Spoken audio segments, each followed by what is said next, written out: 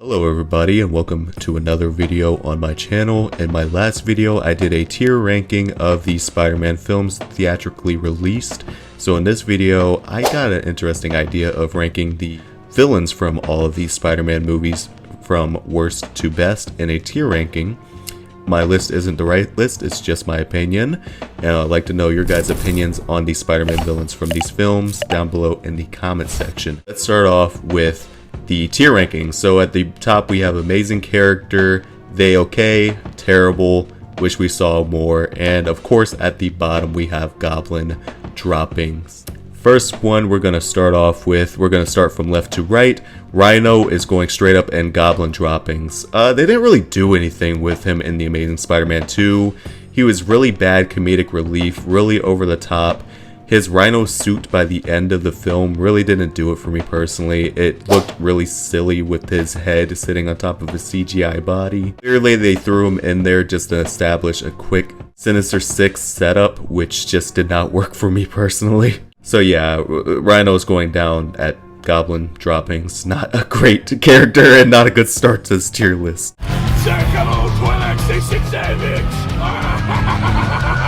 Next up we have Sandman. I actually think that he, I'm gonna put him in his, they okay. Sandman in the film of Spider-Man 3 was actually a pretty solid character, had a great motivation behind his character, and I like a lot of the setup that they had with him. I just think that there were so many other villains in that film that they kind of stole the spotlight away from him, and by the time we got to the third act, he was just kind of there. And I really didn't like that they tied his story to the Ben Parker killer storyline, a storyline that I didn't think needed to be necessary to connect him to Peter Parker. But all in all, he's never been a bad villain, so I'm just going to throw him in they okay category. Right, next we have Shocker from Spider-Man Homecoming. You know, this is going into wish we saw more. I do think that they set him up and then got rid of him way too quickly in the film. As a matter of fact, there were two Shockers in the film.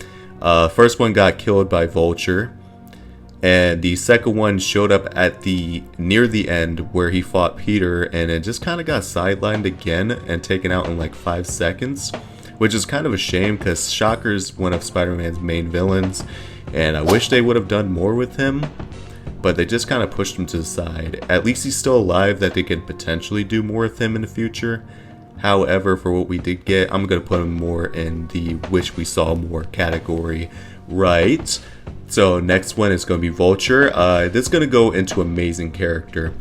As many times as I have bashed Spider-Man Homecoming, and a lot of people disagree with me, one thing that we can absolutely agree on is that I absolutely adore with what they did with Vulture's character. They kind of played with the character traits of Vulture's and made him a scavenger of Stark technology throughout the film, and I thought that was really creative and interesting what they did with him. And having that connection to Liz Allen, who is Peter Parker's crush throughout the film, and he's taking her out to Homecoming, and that reveal of that moment of her, of him being Liz's dad, was a stellar moment, and it's probably one of the better moments in Spider-Man films for sure. Topher Grace's Venom. This is gonna go terrible. Hey, Parker. Eddie. His story overall is very much Venom's story, much more so than Tom Hardy's, but they didn't do much with his character at all in Spider-Man 3. Topher Grace was kind of a looming presence throughout the background of the film, but they never really established his Eddie Brock very well. He definitely did not have the look of Eddie Brock, nor did his Venom have the overall specific look of Venom that I'm looking for in film. And they really just had him show up in the third act after the symbiote arc, all rushed throughout the film, just to kill him off at the end, whereas he's a character that could be used in other stories. Again, it's just they didn't handle Venom very well in the film, and I think that they could have done a much better job than what we had received in the finished product. Harry Osborn Green Goblin. They okay. I like the setup that they had for Harry becoming the Green Goblin with the prior two films. Specifically, Spider-Man 2 did a phenomenal job at setting him up as becoming another threat for Peter Parker or Spider-Man throughout those films. And the third film did start off very strong with a really awesome action sequence between him and Peter. However, it kind of becomes another subplot in a overall very convoluted film with Spider-Man 3. And then you have the whole amnesia storyline, which was completely unnecessary, and then him coming back being a villain, him forgetting, him coming back, then all of a sudden becoming an ally. It was just not a very coherent finale to his character. The character himself is likable, but I think the overall progression of his character felt like the actual conclusion to it was very unsatisfying. So I'm putting him in the okay category. Lizard from The Amazing Spider-Man, I'm gonna actually put him in Wish We Saw More. I actually really do like the Lizard a lot from The Amazing Spider-Man, despite a lot of people not really vibing with his character. I do like the idea of him having connections to Peter Parker's family and what happened with his mom and dad, and having connections to Oscorp. All that's very interesting. And there were a lot of deleted scenes with his character that I wish were kept in the film that added depth to him having a son that he visits, a lot more going in depth with him in his loss of his arm, and also other things that answered questions to Peter's backstory involving his character.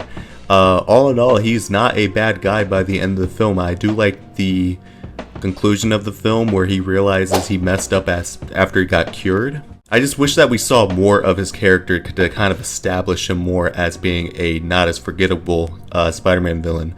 But I really do like his design, and I think they definitely could have done a little bit more with him, in my opinion. Green Goblin from No Way Home, and I'm going to put Green Goblin from Spider-Man both in amazing character tier, of course.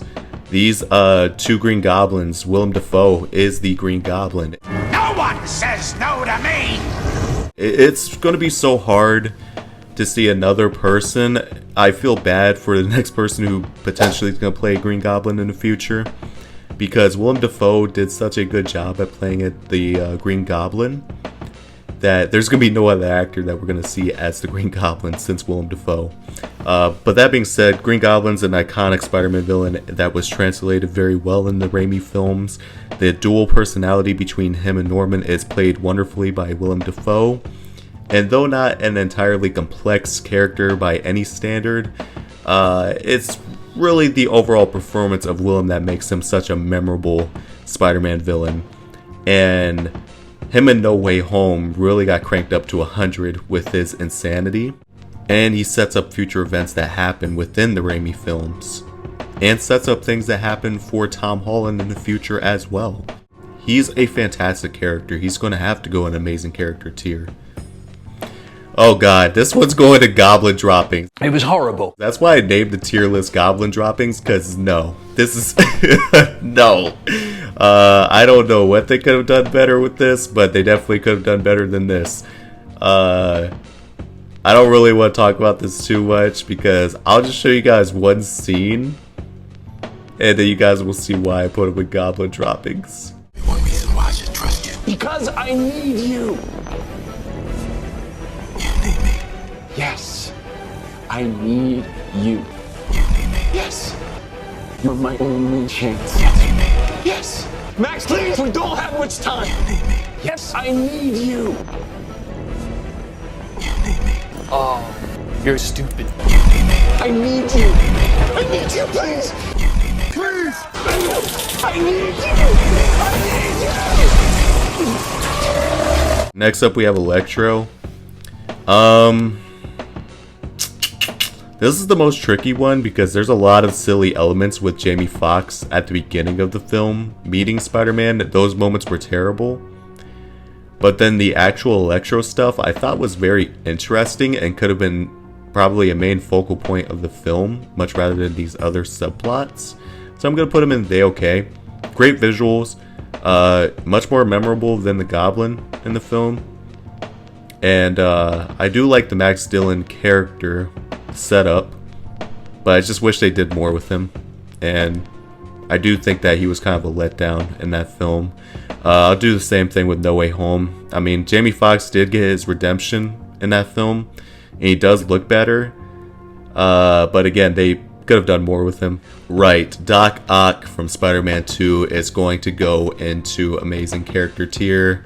Doc Ock for a while was my favorite Spider-Man villain because he's very sympathetic, very understandable, has a great connection to the Peter Parker character. He's also very, very tragic. The fact that he lost his wife, his whole dream died, and he had these tentacles with artificial intelligence attached to his back all in the same day is very tragic. And you can tell that in the film he didn't want any of this at all, and it really was the AI of the tentacles influencing his mind to make him a villain. It's a great character, and even having that realization by the end of the film and having a redemption arc, which doesn't happen for a lot of villains if you look at a lot of these superhero films. Him having a redemption arc was beautiful, and him listening to Peter Parker and that beautiful speech that he gives him, and then he dies not as a monster but as someone who's redeeming himself to be a hero. I just love Doc Ock as a villain. He's phenomenal. I could talk for hours about him. Mysterio, I'm gonna put him in They Okay, but at the top of They Okay. Okay, Mysterio I thought was handled very well. I do think that his sequences in the film were phenomenal, especially his illusion sequence. That was a phenomenal sequence, one that actually bumps up Far From Home a lot more than it should be. And I do like his overall characterization throughout the film, him being the illusion master and kind of portraying himself as being a hero at first, but then revealed to be a villain. But that's where part of the issue is for me as well. If you're a Spider-Man fan and you went into Far From Home, you kind of already know the twist. You kind of already know where the story's going, because Mysterio is typically not a hero in the comic books, and he's a master of illusion. So when I first saw Far From Home, I already knew that he was a villain. So when the twist happens, it has no impact to it. Also, not a big fan of having another character who has a connection to Tony Stark. I feel like other characters could have been involved. I feel like what they should have done, personally, is done characters like Scorpion and Shocker and had them as a street-level Spider-Man film. And then not have any connections to Tony Stark after that point. But it is what it is. So he's going to be in the okay tier. Again, not a bad villain, it's just that the Tony Stark connection didn't do it for me, and the twist doesn't do it for me either because I already know he's a villain. And yes, that is my overall tier list for the Spider-Man villains. I know it's going to be a little bit controversial. I would love to know your guys' tier list down below in the comment section. I would love to see what your guys' thoughts are on some of these villains, because Spider-Man, much like Batman, has an amazing catalog of villains.